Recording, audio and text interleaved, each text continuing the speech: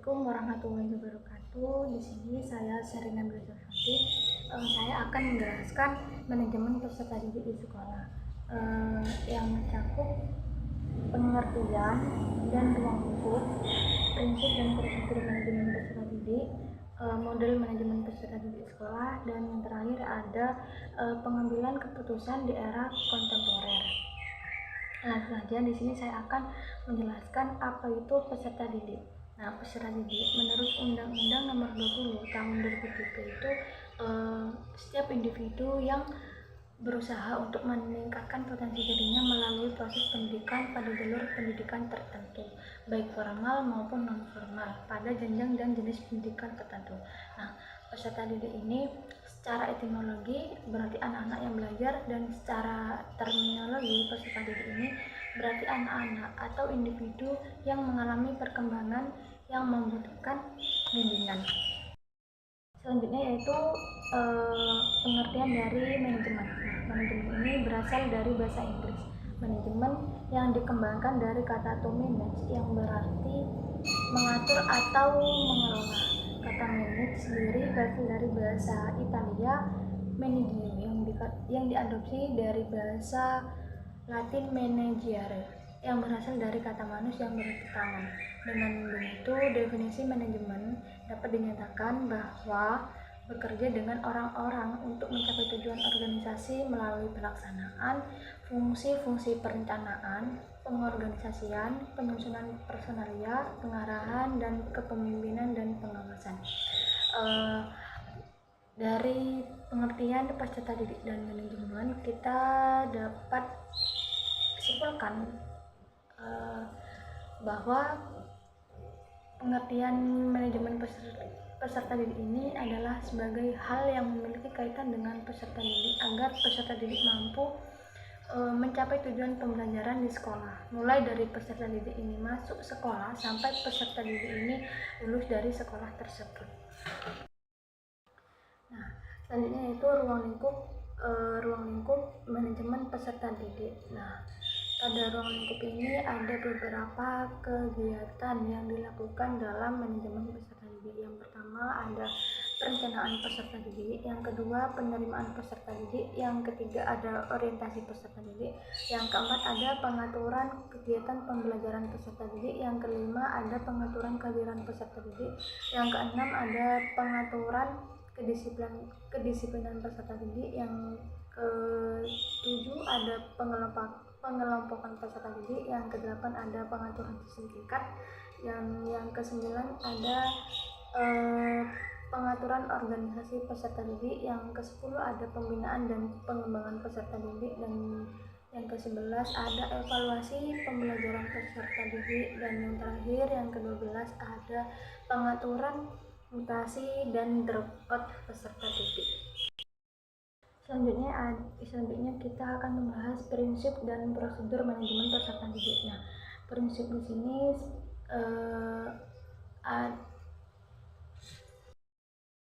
sebagai bagian dari prinsip manajemen peserta didik, ada beberapa prinsip yang harus dipegang dan dijadikan pedoman saat mengelola peserta didik. Di antaranya yang pertama, manajemen peserta didik ini termasuk dalam manajemen sekolah secara keseluruhan dan harus memiliki tujuan yang sama atau sejalan.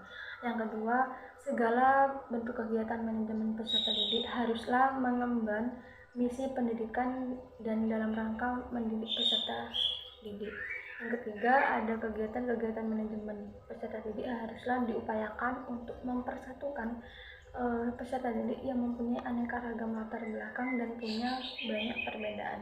Yang keempat, kegiatan manajemen peserta didik haruslah dipandang sebagai upaya pengaturan terhadap pembimbingan peserta didik. Yang kelima, kegiatan manajemen peserta didik harus mendorong peserta didik untuk menjadi mandiri. Prinsip kemandirian ini akan membantu peserta didik tidak hanya di sekolah, tetapi juga ketika peserta didik sudah menjadi sebagai warga masyarakat. Yang keenam, satu hal yang diberikan kepada peserta didik dan yang selalu diupayakan oleh kegiatan manajemen peserta didik harus fungsional bagi kehidupan peserta didik, baik di sekolah, madrasah, ataupun di masa depan. Selanjutnya kita akan membahas prosedur manajemen peserta didik sekolah. Nah, prosedur ini tidak jauh beda dengan ruang lingkup manajemen peserta didik. Adapun yang menjadi prosedur atau langkah-langkah manajemen peserta didik ini, yang pertama ada perencanaan peserta didik, yang kedua penerimaan peserta didik, yang ketiga orientasi peserta didik, yang keempat mengatur kehadiran dan ketidakhadiran peserta didik, yang kelima pengelompokan peserta didik, yang keenam mengatur evaluasi hasil belajar peserta didik, yang ketujuh mengatur kenaikan tingkat peserta didik, yang kedelapan mengatur peserta didik yang mutasi dan dropout, dan yang terakhir yang kesembilan kode etik, pengadilan hukum dan disiplin peserta didik. Dan selanjutnya kita akan membahas model-model manajemen peserta didik di sekolah. Nah, model manajemen peserta didik sekolah ini ada 6 yang kita ketahui. Yang pertama ada model manajemen formal, yang kedua ada model manajemen kolegial, yang ketiga ada model manajemen politis, yang keempat ada model manajemen subjektif, yang kelima ada model manajemen ambigu, yang selanjutnya kita akan membahas model-model manajemen peserta didik di sekolah. Yang pertama ada model manajemen formal, yang kedua ada model manajemen kolegial, yang ketiga ada model manajemen politis, yang keempat ada model manajemen subjektif, yang kelima ada model manajemen ambigu, dan yang terakhir yang keenam ada model manajemen kultural. Selanjutnya di sini saya akan menjelaskan model manajemen formal. Jadi pendekatan yang dikenal sebagai model manajemen formal melihat sekolah atau lembaga pendidikan itu sebagai organisasi formal. Model ini melihat organisasi sebagai sistem dengan struktur yang jelas di mana wewenang dan tanggung jawab dibagi secara hierarkis dan keputusan dibuat sesuai dengan prosedur formal. Adapun keterkaitan antara model manajemen formal dalam pendidikan dengan peserta didik ini dapat dipahami dengan menelaah bagaimana struktur organisasi, prosedur, dan kebijakan dalam sistem pendidikan formal mempengaruhi pengalaman belajar, pembentukan karakter, dan pencapaian akademik peserta didik. Yaitu model manajemen kolegial. Nah, model manajemen kolegial ini dalam pendidikan merupakan pendekatan pengelolaan lembaga pendidikan yang menekankan kerjasama, partisipasi, dan pengambilan keputusan secara bersama antar seluruh elemen dalam lingkungan sekolah, terutama tenaga pendidik dan staf kependidikan. Model ini didasarkan pada prinsip bahwa setiap anggota organisasi memiliki keahlian, suara, dan kontribusi yang penting dalam mencapai tujuan pendidikan. Nah, dalam konteks ini, kepala sekolah lebih berperan sebagai fasilitator atau koordinator, bukan sebagai penguasa tunggal. Nah, dalam model manajemen ini, peserta didik tidak hanya diposisikan sebagai penerima kebijakan pendidikan, tapi juga sebagai bagian dari komunitas belajar. Mereka dianggap memiliki suara dan peran dalam dinamika kehidupan sekolah, yang berbeda dengan model manajemen formal yang cenderung menempatkan peserta didik ini secara pasif dalam struktur hierarkis. Ini yaitu model manajemen politis. Nah, model manajemen politis ini merupakan model manajemen yang melihat lembaga pendidikan sebagai arena kekuasaan dan kepentingan yang melibatkan berbagai pihak dengan pengaruh dan kepentingan yang berbeda-beda. Dalam model ini, proses pengambilan keputusan dan kebijakan tidak semata-mata berdasarkan rasionalitas atau musyawarah, tetapi juga dipengaruhi oleh negosiasi kekuasaan, aliansi, dan kompromi antar aktor pendidikan. Nah, meskipun fokus utama model manajemen ini seringkali tertuju pada pemangku kebijakan seperti kepala sekolah, guru, dinas pendidikan, atau komite sekolah, peserta didik ini tetap menjadi aktor penting yang terdampak dan dalam beberapa konteks juga terlibat dalam dinamika politik pendidikan. Selanjutnya yaitu model manajemen subjektif.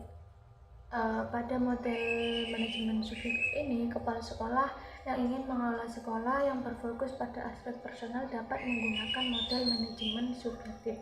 Secara khusus, model ini berfokus pada aspek individu karena persepsi individu di organisasi itu berasal dari latar belakang dan prinsip mereka. Oleh karena itu, kepala sekolah harus berfokus pada aspek individu saat menerapkan model ini. Model manajemen subjektif dalam pendidikan menekankan bahwa realitas organisasi seperti sekolah dibentuk oleh persepsi, nilai, keyakinan, dan interpretasi pribadi para anggotanya. Nah, manajemen dalam pendekatan ini berfokus pada bagaimana setiap individu dalam lingkungan pendidikan termasuk peserta didik memaknai pengalaman mereka secara pribadi dan bagaimana makna itu mempengaruhi tindakan serta hubungan sosial mereka di sekolah. Ini yaitu model manajemen ambigu. Nah, dalam situasi di mana banyak masalah dan ketidakpastian muncul di sekolah, model manajemen ambigu ini dapat diterapkan karena model ini menekankan pada ketidakpastian, perubahan, dan ketidakmampuan untuk memprediksi berbagai hal di dalam organisasi. Keputusan dibuat dalam lingkungan yang fleksibel, baik formal maupun non-formal. Baik formal ataupun informal. Ada beberapa kelemahan dari model manajemen ambigu. Yang pertama, sulit menyesuaikan perspektif ambigu dengan prosedur dan struktur yang umum di sekolah. Yang kedua, meningkatkan ketidakpastian di institusi pendidikan, dan yang ketiga itu tidak cocok untuk organisasi yang stabil atau apapun yang telah mengalami periode stabil. Adapun keunggulan dari model ini, manajemen ambigu memberikan kontribusi utama dalam menjelaskan antar permasalahan dan pilihan-pilihan yang muncul di organisasi. Terakhir yaitu model manajemen kultural. Tidak seperti model manajemen formal, model manajemen kultural ini berfokus pada aspek informal organisasi. Aspek informal dalam model manajemen kultural terdiri dari nilai-nilai, norma, kepercayaan, dan ideologi yang dianut oleh stakeholder internal dan eksternal sekolah. Nah, aspek informal ini dapat mempengaruhi bagaimana orang melihat sekolah secara keseluruhan dan bagaimana mereka bersatu dalam organisasi. Selanjutnya kita akan membahas pembuatan keputusan yang efektif di era kontemporer. Nah, di era modern dan digital, perubahan yang cepat dalam teknologi informasi dan cara bekerja telah berdampak besar pada pengambilan keputusan dan kepemimpinan. Pemimpin di institusi pendidikan ini menghadapi tantangan baru terkait penggunaan teknologi untuk memimpin dan membuat keputusan dengan baik di tengah-tengah perkembangan pesat dunia digital. Pengambilan keputusan ini, manajemen puncak atau kepala sekolah melakukan pengambilan keputusan untuk menentukan jalan jangka panjang organisasi, menetapkan prioritas utama, dan memilih tindakan yang akan mempengaruhi keberlanjutan dan daya saing di masa depan. Nah, proses ini tidak hanya melibatkan analisis mendalam, tetapi juga mempertimbangkan faktor internal dan eksternal yang dapat mempengaruhi keberhasilan. Pengambilan keputusan di lingkungan sekolah menunjukkan pentingnya manajemen puncak dalam pendidikan. Nah, proses ini melibatkan bukan hanya orang di dalam sekolah seperti kepala sekolah, guru, dan staf administrasi, tetapi juga orang di luar sekolah seperti komite sekolah, orang tua siswa, dan masyarakat sekitar. Nah, manajemen sekolah perlu melakukan proses pengambilan keputusan dengan hati-hati untuk bekerja, terutama untuk siswa, karena jika kesalahan terjadi selama proses pengambilan keputusan, hasilnya sangat luas. Untuk membangun dan menganalisis ketidakpastian dan risiko pengambilan keputusan adalah proses mental di mana kognitif menerima dan menggunakan data dengan memodifikasi dan menganalisis hal-hal lain, mengubah dan menganalisis data. Pengambilan keputusan rasional melalui 6 langkah. Yang pertama, menetapkan masalah. Yang kedua, mengidentifikasi kriteria keputusan. Yang ketiga, mengalokasikan bobot pada kriteria. Yang keempat, mengembangkan alternatif. Yang kelima, mengevaluasi alternatif. Dan yang keenam, memiliki alternatif yang baik. Proses keputusan di hadapan informasi harus diimplementasikan sepenuhnya untuk keputusan yang dibuat sebagai bagian dari kerangka kerja manajemen peserta didik untuk memberikan hasil terbesar.